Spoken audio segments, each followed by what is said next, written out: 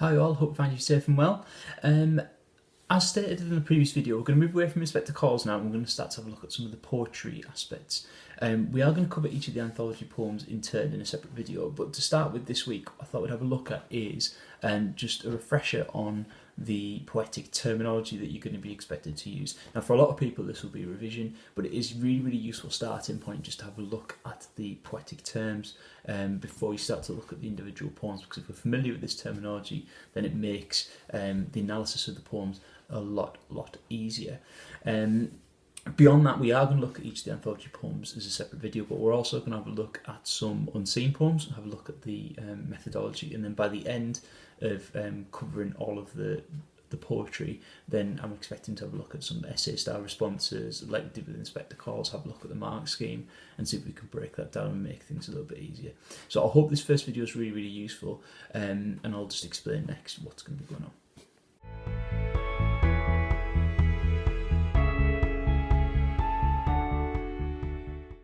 Okay, the first text that we're going to have a look at today is the Poetic Glossary. So the poetic terms are going to appear in groups of 4, and what I would like you to do is, for each group, is just to either pause the video or as you're going through, because there is going to be a fair amount of time in between, is just to jot down the word and then jot down either a definition or an example of what you think that means.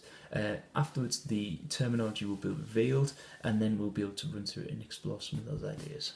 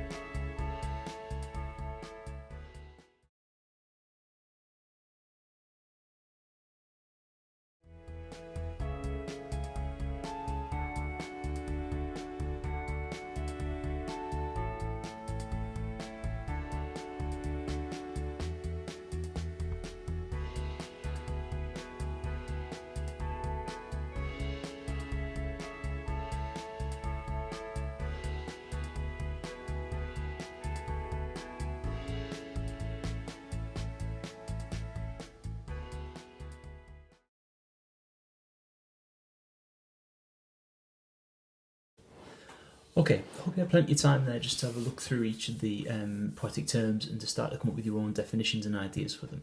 These are the examples that I came up with. Obviously these aren't extensive, these are just simple little definitions, but for revision this is quite a useful way of looking at things. So the first group we have simile, assonance, dissonance and metaphor.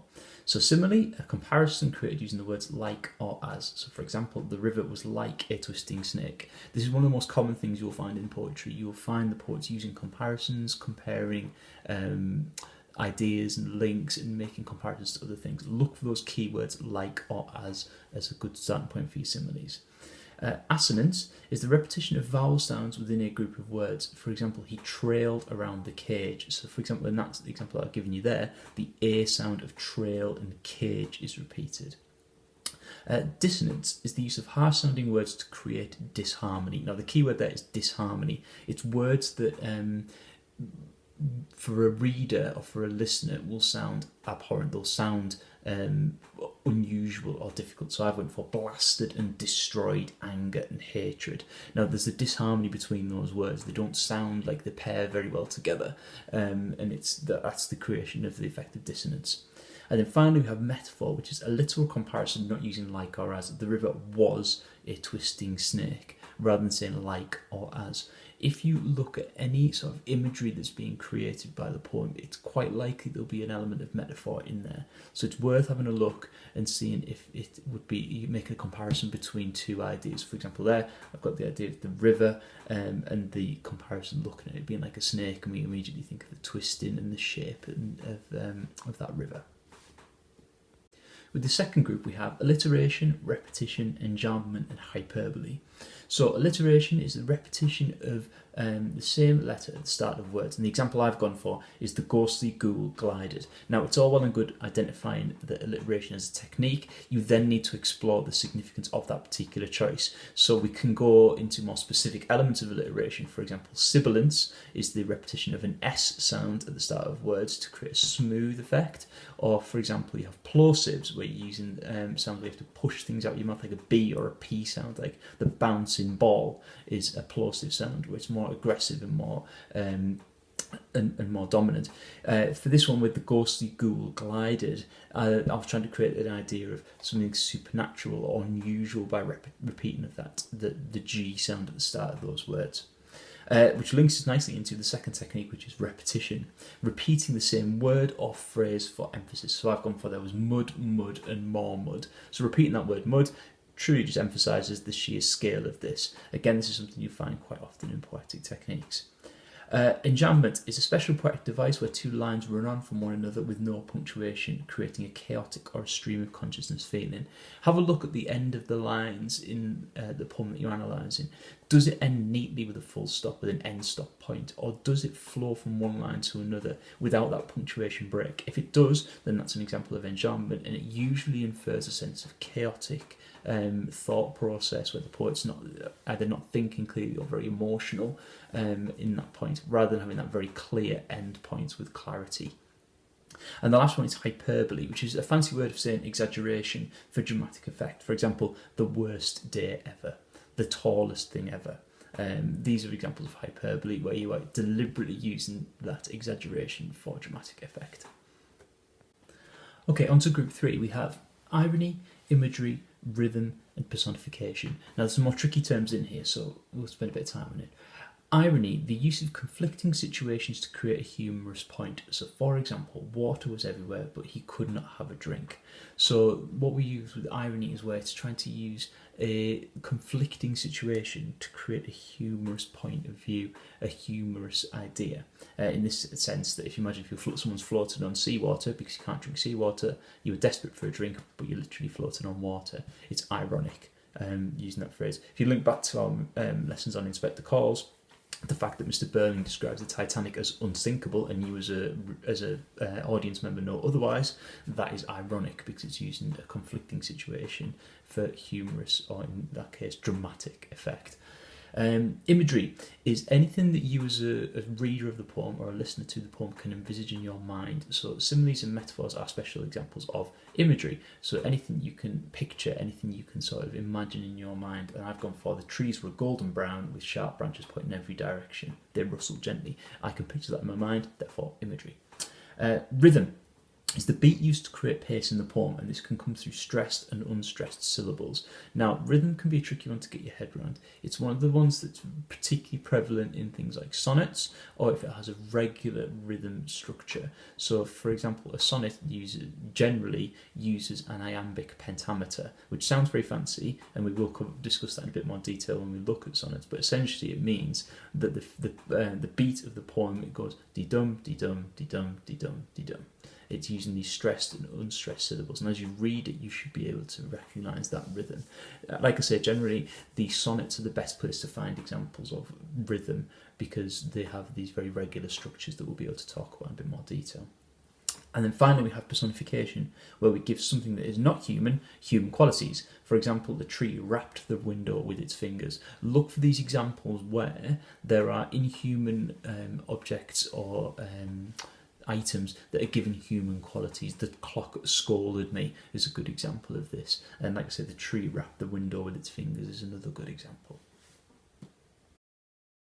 Okay, on to group 4. We have rhyme, oxymoron, onomatopoeia and tone.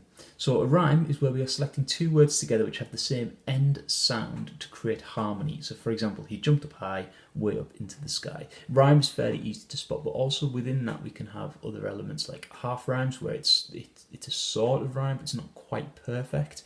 And then you can have internal rhyme, where within the same line you would have a rhyming sense. Now, usually rhyme gives us a sense of perfection, it gives us a sense of completeness, it gives us a sense of wholeness, because the poets have to think very carefully about the word choices in there, and it usually creates that sense of harmony, whereas things like dissonance obviously creates things like disharmony. Oxymoron is another example of disharmony, where they place two ideas together which we would understand as a reader but don't technically make sense. So for example, a cold burn. Now those two words together don't literally make sense, but we can all imagine something that is so cold that it would burn the skin. So that's an example of oxymoron. Onomatopoeia is the use of words that reflect the sound they create. So for example, I've gone for boom, thump, thud. Any word that is spelt the way that it would sound in reality is an example of onomatopoeia. And those are good examples. A way I used to remember it when I was studying was things like comic sounds. So if you think about a comic book, the words that appear in the flash bands that are around a character would be the example of onomatopoeia. And then finally we have tone, and this is the way the poet's attitude is being expressed, and that's through their attitudes, their feelings at the time. If we think of some of the poems we're going to be looking at, they're going to be very joyful, they're going to be very loving and affectionate, some of them are going to be sorrowful, some of them are going to be mournful, some of them are going to be regretful. Now you have to think about the poet's tone and their attitude at the time that they were writing this poem. And now finally moving on to group 5, we have caesura, sibilance, pathetic fallacy and juxtaposition. So caesura is a deliberate pause in the poem for a dramatic effect. For example, I've gone for pain, hurt, it was everywhere. So have a look within the sentences, have a look within the lines, and see if you can find examples of full stops, end stopping, occurring within the line where the poet is deliberately putting things in for a dramatic pause. They might potentially use an ellipsis, they might use any sort of pause to make a point for reflection as a reader. Sibilance we've already briefly talked about when we talked about alliteration, but it's a very specific form of alliteration where we're using the S sound to create a soft, gentle effect. For example, the soft saw sound of the snow would be a good example of sibilance. Pathetic fallacy is the use of the weather to reflect a tone, a mood or attitude, and a good example is to think about rain at a funeral reflects the misery, reflects the sorrow that's going on, and we will have examples of pathetic fallacy in the poems we're going to study. And then finally we have juxtaposition, which is putting two ideas next to each other for deliberate contrast. Black and white, good and evil, and a good example from one of the poems we're going to look at is fall or fly. So we've got this idea of putting two ideas together that are deliberately contrasting for effect.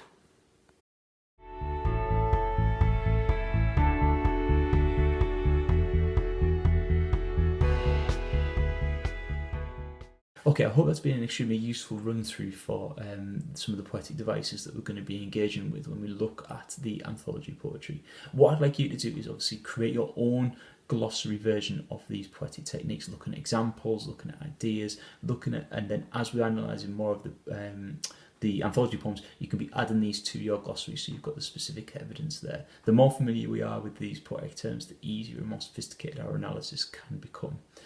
Stay tuned for the film recommendation, but I hope that has been a really useful run through for you.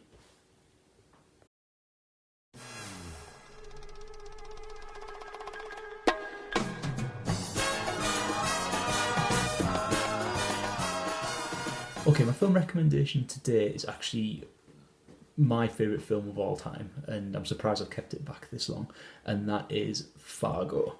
It's a Coen Brothers classic set in North Dakota, looking at the idea of the criminal underworld and sort of a black comedy looking at a kidnap gone wrong. It's got some fantastically intense sequences. It's beautifully shot, very snowy, and lots of blood on snow parts in there. It's got a fantastic cast. It's got some really, really interesting uses of humour. It's a fantastic film, so go and check it out. Next time we are going to be looking at the first of our anthology poems, but until then, take care, stay safe, and keep working hard.